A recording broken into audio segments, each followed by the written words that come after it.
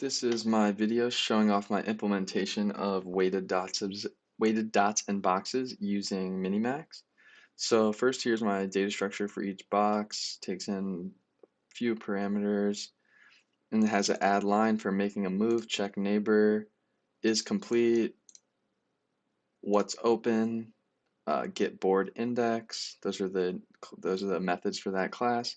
Then some helper functions: generate board, print the board, is the game over, terminal test, find all open positions on the board, and then the evaluation function. And then here's my Minimax. And then here's my main where I take an input and make the moves. And then at the end, here's my utility function where I just compare the scores and say who won. So I'm going to run this really quick, play a game. So I'll do 3 plies, size 2 board, JM for my initials, and we're just going to try to go around the outside.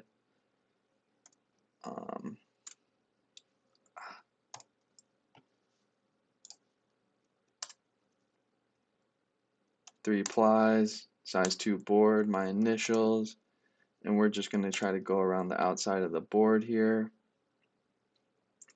because that is the best strategy until later in the game. So 0L, 2L, AI moves there, I'll do 0B, and then on 3T, and then the AI is going to get the last 2 and it's going to win. So that's how that works. And then this is the implementation of my Minimax. So I pass in board, boxes, some other stuff. I'll get into my representation of the game in a second.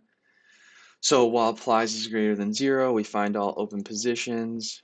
And if we go through all those open positions, and at each box, we look at all the operations at that box. So make sure we check all open positions.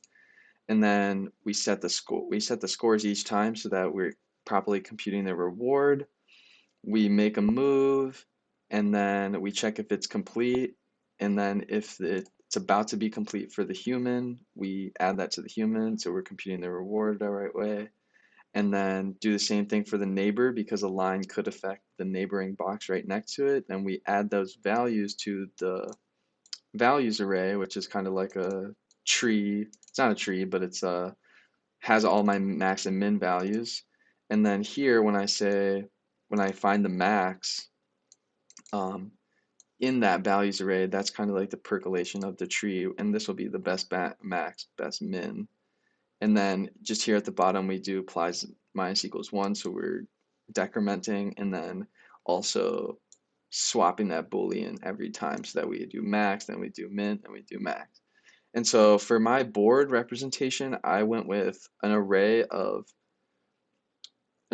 for the dots, which is bigger than the boxes, so size plus 1 squared, whereas the boxes is size squared.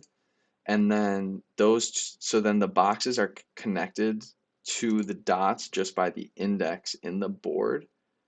So then I know that for my boxes, the left value is going to be the dot responsible for doing the left line of the box. And so each dot is only responsible for drawing a line to the right or downwards.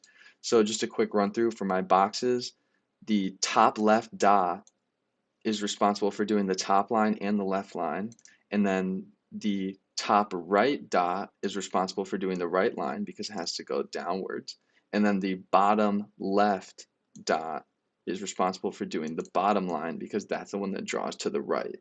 So the bottom right dot is useless for drawing lines in my implementation, and there you go.